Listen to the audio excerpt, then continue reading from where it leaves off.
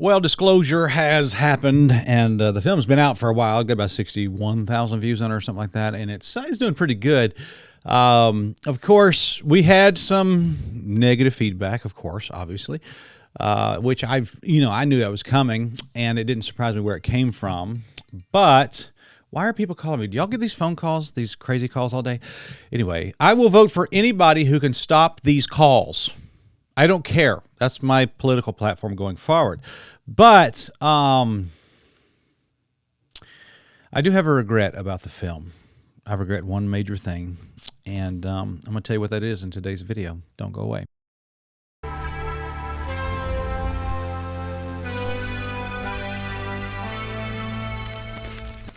All right, thank you for watching today's video. This is your friend Spencer here. Check out the Handbook of Modern Heretics, available on Amazon right there. Focus camera. There you are. And we're promoting that this week. We have a chapter in the very back of the book called Are the Independent Fundamental Baptists a Cult? And I give criteria in there.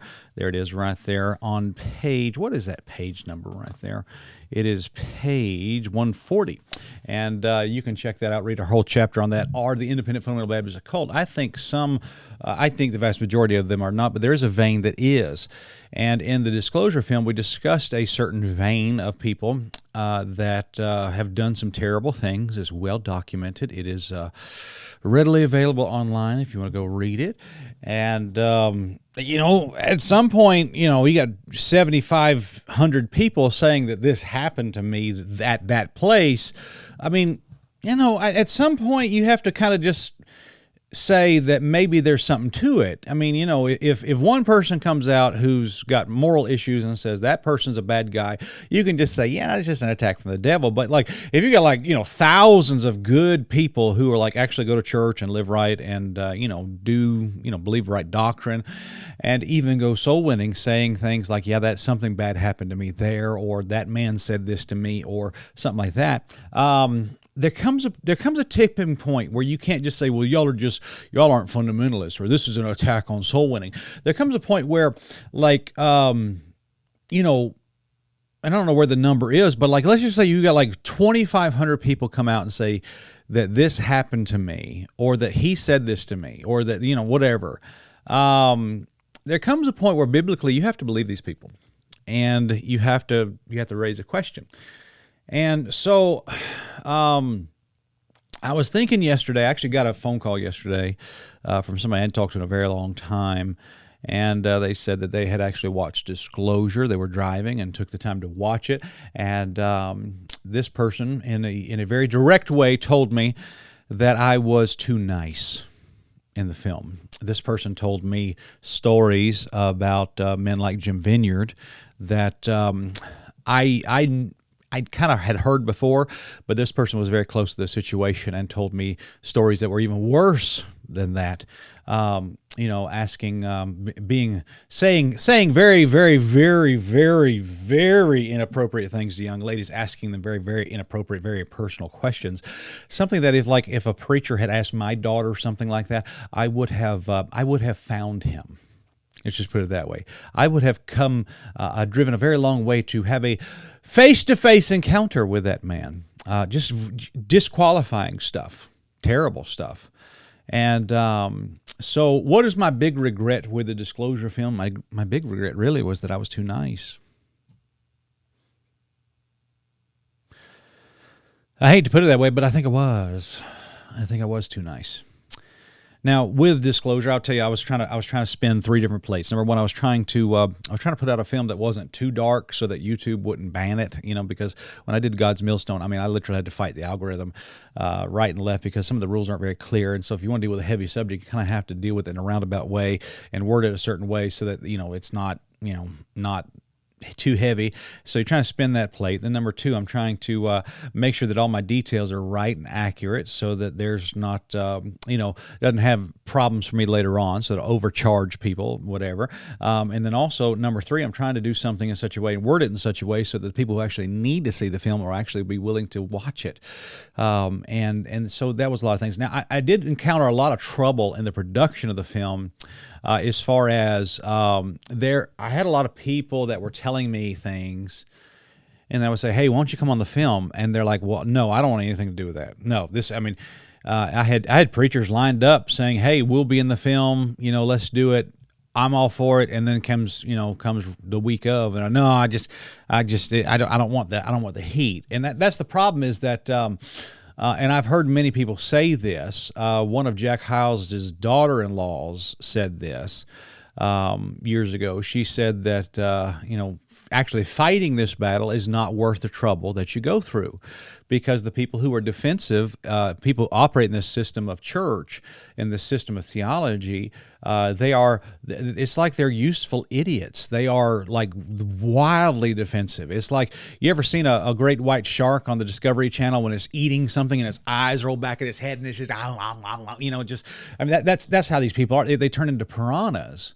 Another good example of that, have you ever seen the Planet of the Apes, where they scream blasphemy and then everybody starts screaming and yelling and running around that's how some of these people have been trained to behave. They have been trained to defend the preacher. The preacher is infallible. These men are infallible. They have never done anything wrong, and they're not even capable of doing anything wrong, and these people don't even realize that is a system that has been set up by men who are manipulating you to hide things that they might have done wrong, or at the very least that potential is there. And so what was my big regret with disclosure? I think my big regret was that I was too nice. I was just too nice. I have here, I'm going to just show you this. This is the you want to know why documentaries take a while? Because you got to do this. This is all my work for the documentary. And I got release forms. There's legal paperwork I had to do. There's the brainstorming stuff. I had to do all the research. Here's some other stuff right here that we had to, go through, and just outlining it and planning it and all this. There's just so much here. I had to hand these guys a script. There's of course, there's the Biblical Evangelist article. This is George Godfrey's letter. And I think in time, I'm probably going to put all this together in a book, and more, maybe a 200-page book, and put it all out there so that there's, the next generation. If you guys, I like, for example, I don't want my kids, I don't want my grandkids getting involved in this type of ministry philosophy.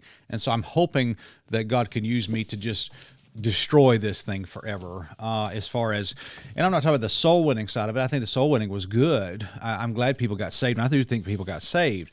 I believe I'm one of those people that got saved. But the heavy-handed spiritual abuse of you can't question me. I am above being questioned. That creates problems. That creates devastating problems, and it hurts a lot of people. So this folder was given to me by a very godly family who loves the Lord, who were very heavily involved in the personal inner workings of certain churches in the past. I'll go ahead and say it. It was, the church at Hammond, and these people. They sent me emails. They sent me letters. There are letters from the mission field. There's a paper trail here that is. It's pretty bulletproof right here. Of course, now this was under the previous administration before Brother Wilkerson got there, and I appreciate Brother Wilkerson. I think Brother Wilkerson is not anything that we have discussed in the film. I think he's a good man, and he has a good Christian character. Matter of fact, they sent me this book too. Isn't that ironic? I just found that to be ironic, but whatever. I'm not trying to trash the guy, but there you go. I mentioned this in a live stream a couple months ago about how there's just something that was so devastating, and I didn't put this in a film for a reason, because this is plutonium in this folder. I didn't put it in the film. And there was a couple of personal reasons why, because I couldn't verify one or two details with this, and I was advised not to. But let's just put it to you this way: there was a man who had problems, who was sent to another ministry, overseas ministry, and he began to have problems with that ministry overseas, and nothing really was done about it. He was brought home, and then he went to another ministry from there. Can I tell you that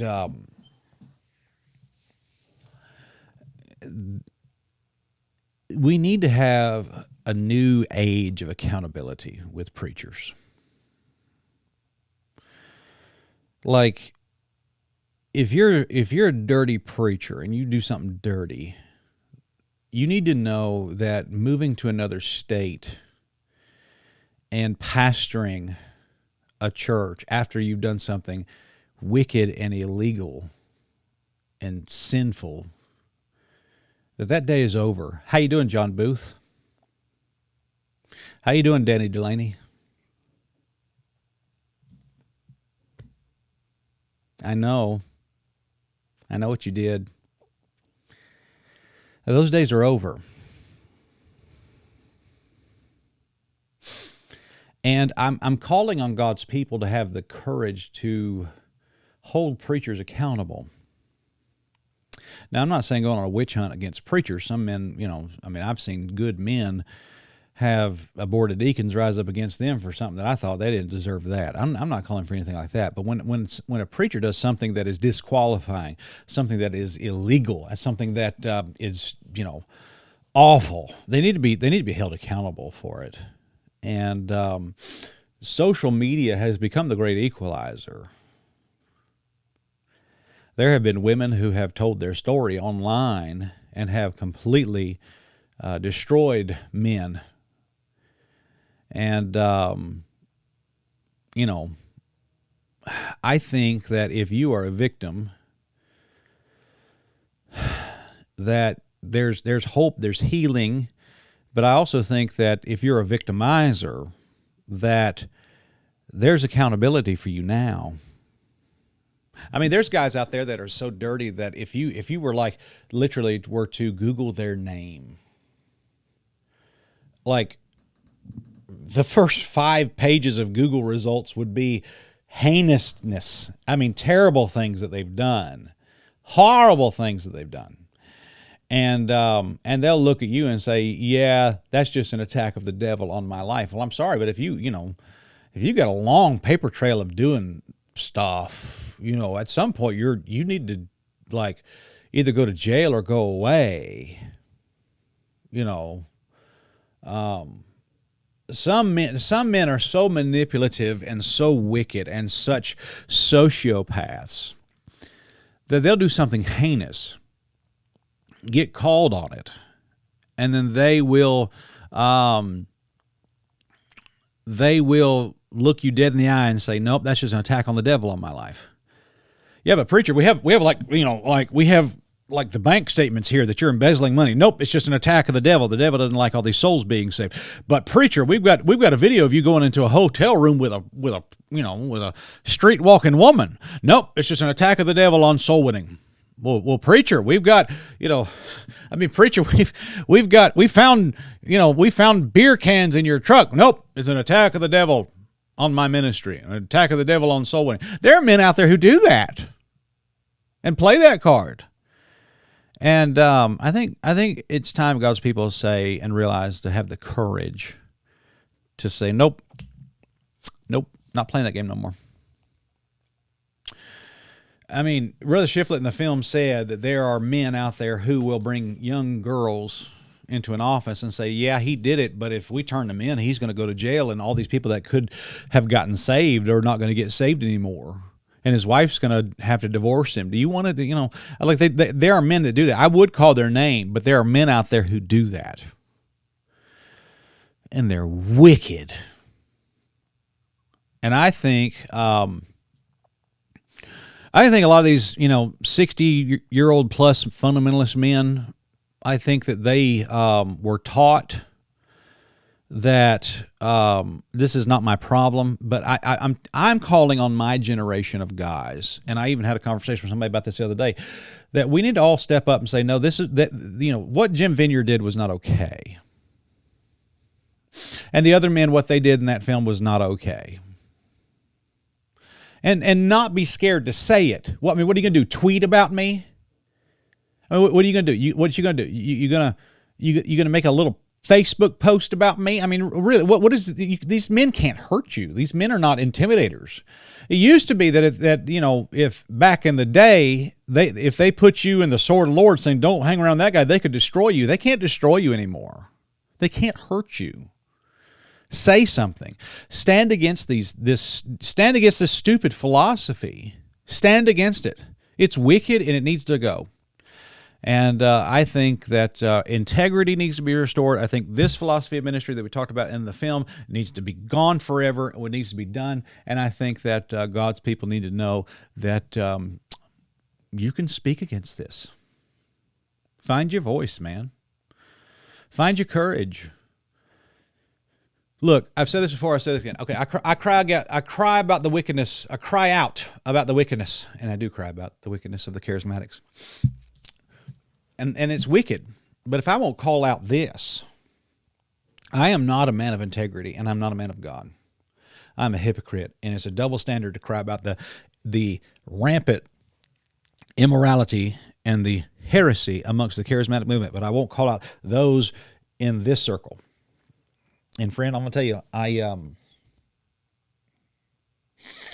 if I didn't do that, if I turned a blind eye to this, but then I went after Brandon Lake, if I turned a blind eye to this and went after Kenneth Copeland, I turned a blind eye to this, but I went after these others, I'm not a man of integrity. I'm just not.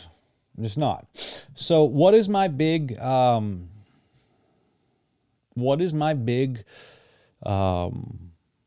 regret? My regret was I don't know if I should have said more. Maybe I should have said more. And I think I will. I think in time what I'm going to do is I'm going to I am going to put a lot of this in print someday. I got to let a few things play out first. I'm going to put a lot of these things in print someday. And I'm just going to tell you this, and I'm going to say this kindly, but men like Jack Hyles, history will not be kind to them. I don't think history has been kind to them.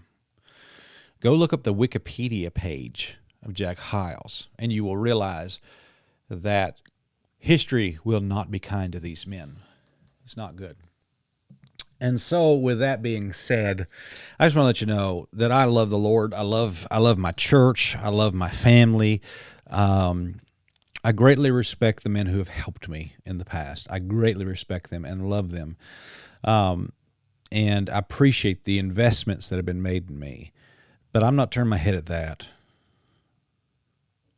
You know, these men that preach to dare to be a Daniel and stand against wickedness and stand against all that. But you know, there's wickedness right here. You want me to turn a blind eye? You guys want me to turn a blind... Like, you guys want me to rage about women wearing pants, but you don't want me to rage about that. You want me to rage against sin and stand against wickedness, but you don't want me to stand against that sin and that wickedness. You have to realize, you men can't have it both ways. You can't stand against the errors and the wickedness of the culture, but not stand against this. You're hypocrites. You're hypocrites. It's unbelievable. It's insane.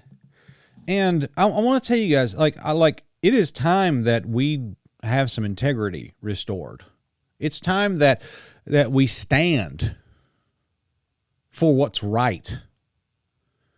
I mean, I had people say, all kinds of terrible things about me. Well, I like the way I go soul winning better than the way you don't go soul winning. Well, are you for real? Like, they just ignore the abuse. They ignore the cult behavior. The wall is purple. That is a cult. That is a cult.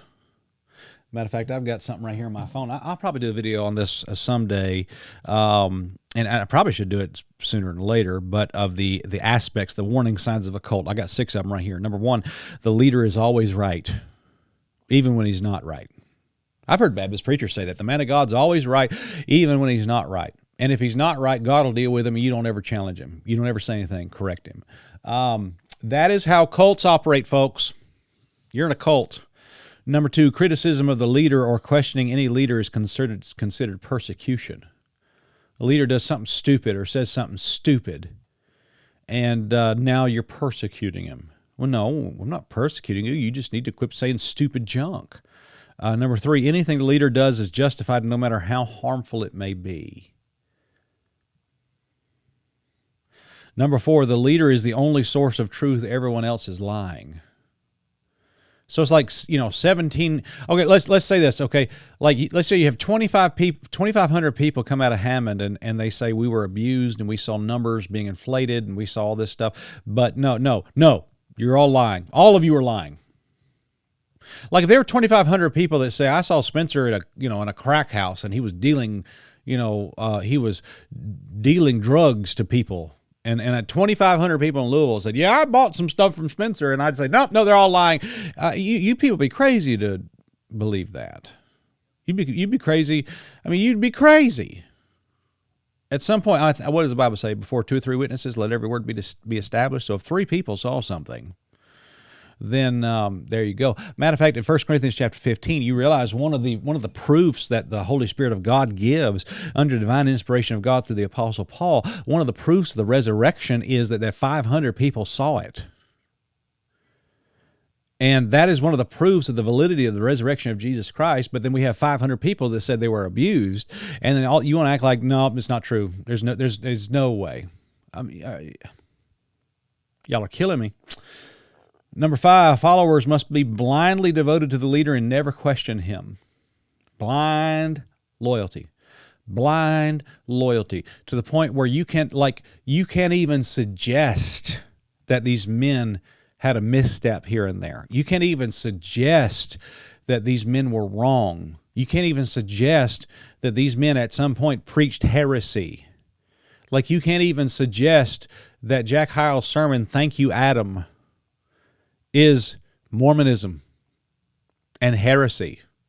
Thank you, Adam, for falling, because if it had not been for you falling in the garden, then we would never have had the opportunity to experience the grace of God. That's heresy. Heresy. But you can't even suggest that. Number 6, the members won't recognize they belong to a cult. And that's the problem with a lot of people. They're so deep in this stuff. They've been born into it. They're bred into it. They're intermarried within all this stuff. I mean, it's hard to call out this stuff when your uncle is this and you're going to your uncle's house for Thanksgiving at the end of the month, and you know that if you call that out, your Christmas is canceled this year. It's very difficult for these people. Now, me, I thank God, I am in a position through the providence of God where I'm not intermarried into this stuff. I'm the freest man in fundamentalism. I got my own funding. I got my own platform. I don't need anybody. I mean, I don't need the approval of any of these big name preachers. I mean, if they come out and say, if everybody on the platform of every national conference says Spencer is not one of us, avoid Spencer, you guys wouldn't stop me hardly at all. I'm the freest man in fundamentalism. I've got my own thing going over here, and I haven't changed my doctrine. Our doctrine is the same. We are on paper the same thing, and so you can't call me a charismatic. I'm not a Calvinist. You can't call me all that stuff. Okay, I'm not a compromiser. And I'm not a cult leader. I'm not Steven Anderson. I'm not Greg Locke. I haven't changed anything. I graduated from Crown College of the Bible in 2008. I got me a degree. I went on, and I've been serving the Lord ever since. I've not compromised one little bit. I sat under Clarence Sexton and Scott Pauley and all those other men. That's what I believe doctrinally. So you guys can't write me off and act like I'm crazy and act like I'm some sort of nut. I'm not. And I've had a lot of big-name preachers. There I go again with these phone calls. That's another scam call. You guys can't write me off and act like I'm some sort of different denomination and that I'm some sort of doctrinal weirdo, and I'm not. I am absolutely not. I am on the same page. I'm an independent fundamental Baptist. And so there you go. But as an independent fundamental Baptist, I'm telling you, everything in this folder is wickedness, straight out of hell. And so I think it's time that you younger guys, and I'm 42, so I'm saying, you younger guys below me here, as far as age-wise, not rank. I don't even believe in rank, and, Baptist preachers saying, in our ranks. Well, there's no ranks, whatever. You guys need to realize that this was bad when it happened, it's bad now, and the men that are holding on to this are destructive. And it's time to go forward with a more healthy philosophy of ministry. And that's what I want to do, and that's what I encourage you to do. And I think there's a bright future if we can do that. But if we start defending this and start acting like this, you can forget it. You can forget it. God, if God does not turn a blind eye to sin, like some preachers, do, I don't think, I mean, like, how the blood of Abel cried from the ground. There's things in these folders that are crying aloud that were never dealt with, injustices that were never dealt with, wickedness that was never repented of. And you want God to bless that? Are you crazy? He's not going to. Not going to. And that's a fact, Jack. Hallelujah. There you go. So that's my regret for disclosure. That's the things that I'm bothered by. And I want to just share that with you and talk to you about that for a little while. So check out our book, Handbook of Modern Heretics, available on Amazon. Link in the description below. And then also, I want to put this out there too. If you have not seen Disclosure, just right there on our channel, it is right here. We got a little special playlist there. Disclosure by Spencer Smith, 61,000 views 2 months ago. Check that out. We got a lot of addendum material as well that we need to add to the playlist. I just did a live stream yesterday with a man named, let's see here, where's my videos? Here we go. I actually did a video yesterday with Dr. Sean Foster. He's got a book coming out about helping victims and things like that. And I think that'll be really good. So become a channel member today and get to watch all this kind of stuff, and it'll be a blessing to you. And we need that information. And that's one of the ways that you can help support this channel is becoming a channel member. And there's a join button on this channel. You can just hit that join button and become a channel member today. Thank you for that. Just even $1.99 a month can help this channel go forward and just stay in business and keep doing what we're doing. And we appreciate that so very much. And thank you. And God bless you all. You guys have a wonderful day, and we will see you again next time. Subscribe to this channel. Subscribe. Hit the subscribe button. Don't be weird. Subscribe to this channel and smash your like button, and that'll be good. God bless you.